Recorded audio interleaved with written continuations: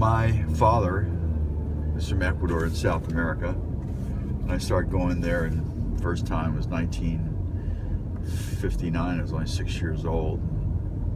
Went a couple of times, visit his family. My mom's from Sweden, so she really didn't like going there back then because it was very third world. So I went 1966, went there for a summer, stayed with some cousins, and got introduced to surfing. I was 13 years old, 7th grade. Got to stay for a couple months, and I just tried surfing here in Florida, and went there and went to the beach with this guy who lived in California, but he's Ecuadorian. He's a good friend of my cousin. His name was Alfonso Duran, and I went with him to the beach with my cousin Enrique, and there was this point break that's really in full length. There's 7 points that break for 1.5 miles, but this one main point is about a 3/4 of a mile long ride, and they had all these old balsa wood boards in this clubhouse, very elite family that owned this whole point where other people lived, but real nice. Friends of my dad's father, my grandfather, they'd all know each other, and so they lent me a balsa board, and I started riding balsa boards age 13 in Ecuador. And they were old planks, and it was the coolest thing, riding for 3/4 of a mile on a balsa wood board. They were old longboards. So things progressed in my life, going through junior high, surfing, and it was the mid-60s. Surfing became very popular. Beach Boys, all the movies, Beach Blanket Bingo, all those movies were popular in the 60s. So I started surfing, even though I did other sports, football and track. But surfing became my passion. I loved it. I loved it because team sports, you always had to depend on the coach and the other players and all this stuff, and just surfing was such a fun thing, in that it was a lifestyle. It was like you went because you loved it. You went and you had fun on your own. You had fun with your buddies. And 1970, I decided I was going to build my own surfboard. I had already in '69 cut unbelievable, I wish I hadn't, a Greg Knoll, a 3-foot section out of a Greg Knoll to make a shortboard, and stuck it back together and made a 6'6" out of an old Greg Knoll. Wish I had that Greg Knoll. And the next year, I guess I was in 12th grade, I ordered from a little catalog all the materials I needed to build a surfboard. And in my good friend's garage, Rick Knox and his dad's garage, he was a woodworker on the side. He was a banker, but he built wood, so he was all excited about I was going to build a surfboard. Back in the day, Popular Mechanics, all that type of stuff. People built their own stuff. And I built my first surfboard, and it came out really good. And that was it. I was hooked on building it. The shape came out good.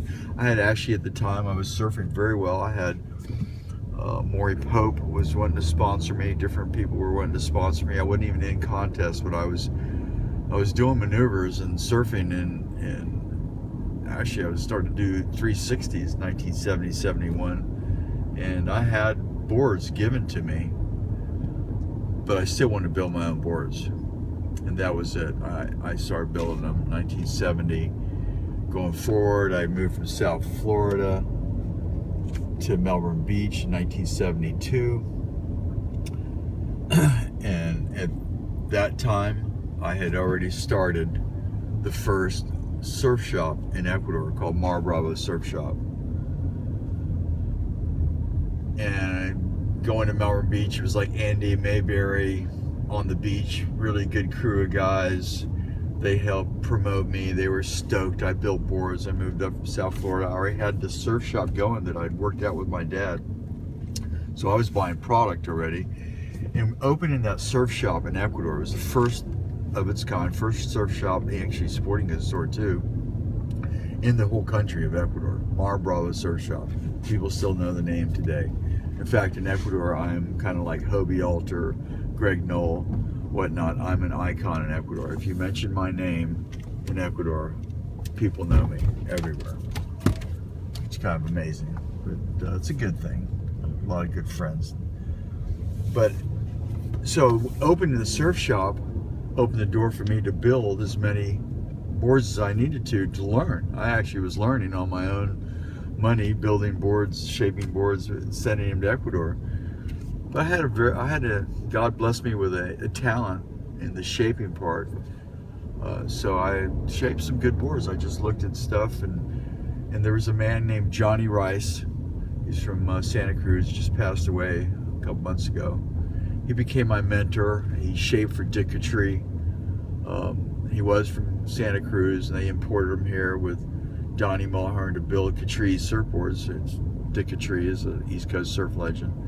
And Dick actually glassed all the boards that I shipped to Ecuador, and Johnny kind of mentored me in my shaping for about a year and a half before he went to Brazil.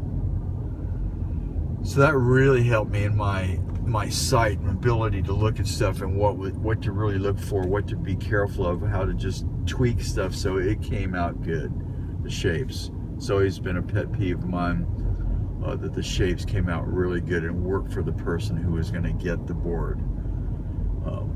And Johnny actually helped me to do that. In fact, back then at a young age, my early 20s, Dick had the biggest factory on the East Coast.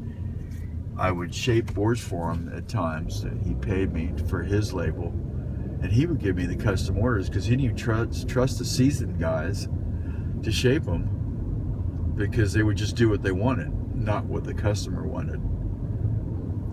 And that evolved to where I had the surf shop in Ecuador. Somebody in Ecuador built some balsa wood blanks.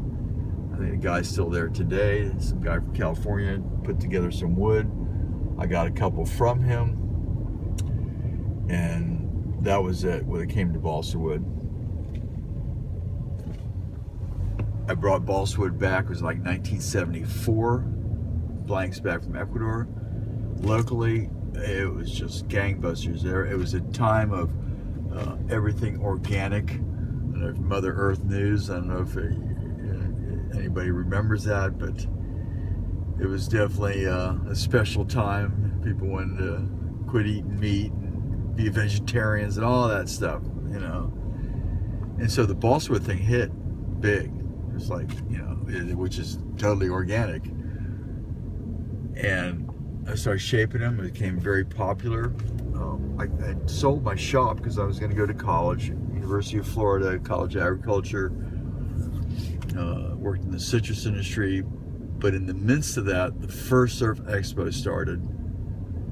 And I got a booth in 1976, Atlantic Beach Lodge, not far from where we are. And that was amazing. I have to say this, I remember that the reason I really love balsa wood is I was really tired of foam shapes of one after the other, and they were just like, everything was the same.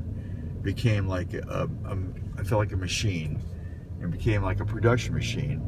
I got shaping down to, I could shape little boards in 30 to 40 minutes, and long boards in less than an hour. And it almost, it got boring, but it just, when you did a balsa board, and when you saw the glasser, you're waiting for the glasser to put the resin on it, and all the wood would light up in different colors and shades. You go, wow. And it just added that intrigue of a beautiful piece of art aside with a piece of sporting equipment and a job that you had. So it was just had that special quality that I loved it. So 76 is quite interesting trade show. All these guys from California there because they were salivating about all the business they could do in the East Coast, because they know there's so much more money from Florida to Maine than there is in one small portion of California. You have 14 states, and they knew that there's a lot of money on this coast. So they came to that trade show, Dewey Weber and all these different icons. I don't know how many were there. I can't remember each and every one. But I remember Herbie Fletcher coming up to me and looking at me and said, here I was 23 years old, I had like 10, 12 balsa wood guns and longboards there. And he looked at me, he said, "Who are you and where did you come from?" I mean, he's kind of a funny guy, nice guy. And I just told him the story. He goes, this is unbelievable. He says, "This is just, look at these wood boards, unbelievable." He just, but the big hitter was Mickey Munoz was there. And he came up to me and did not stop talking about, comment was that I got from other people in the industry, main comments was, why did we ever quit using balsa? It's so beautiful, it's such, and it works well. Because they dropped it about late 50s when Clark Foam came out with his foam. It was a lot easier, faster production, that was it. Balsa got pushed to the wayside. There's not many balsa wood boards built from late, actually there wasn't many balsa wood boards built anyway in the 50s. I mean, they didn't have mass production. And so from late 50s to into the 70s, there wasn't many balsa wood. It was like a real intriguing thing that somebody chambered. I remember Channon and Diffenderfer would chamber a balsa wood board every once in a while. It was a big story. They did one balsa board. So to put it back in the industry as a business and start selling blanks and boards and stuff, oh, it went gangbusters. I went to the University of Florida in Gainesville, Florida, and I had to open up a little warehouse shop. My dad was excited because I was making money. He didn't have to pay for everything. I was making some good money. I became probably the first back then that I know of board builder on the East Coast of the United States, here in Florida, shipping boards west. I started shipping boards and blanks to California and Hawaii and different places in the world. That was unheard of. It was always California boards coming to Florida, and we built our boards here and sold them here. Nobody was shipping their labeled boards out west, and it just became very popular. Doing a lot of, I wasn't doing thousands, but it was in the hundreds, 76 going forward. And in truth, as far as I seen in the industry, I brought balsa back into the industry in a big way. There was a couple trickling through here and there, but when it comes to people really wanting it, getting the blanks and using them and building them and riding them, I believe I brought back a resurgence of balsa. From all my information I saw in the industry, because I kept going to the trade shows, the ASR trade show owned by California, and our Surf Expo, and through the years, there has really not been anyone consistently building balsa wood boards and promoting balsa wood boards like I have. I have to say that. I have my booth. It's always, hey, George, good. He's got balsa boards in his booth. Check out the balsa boards. At this big trade shows, there was nobody else that would have, maybe one they might have, and so often they'd have my blanks, the wood I had. So through the years, I've promoted it. I've built them.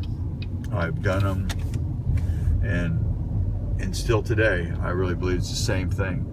I hear that from board builders, and they tell me, I just did some from a guy in North Carolina. His name's Kenny Briel. He was actually from here in Florida. He's on Savage surfboards, you know. And actually, just the past 10 years, Frost Lumber in San Diego, who've been the main supplier for balsa through decades and decades. They've actually, I think they're from the late 1800s. They've been selling wood in San Diego, like third, fourth generation family. I've supplied them the last 10 years with 2 containers of balsa from Ecuador. So guys in California are using the wood that I brought in. So I've stayed in the midst of it, the breast of it. Mi nombre es Jorge Juliano Marcelo Jacinto Javier Enrique Robinson Guerrero.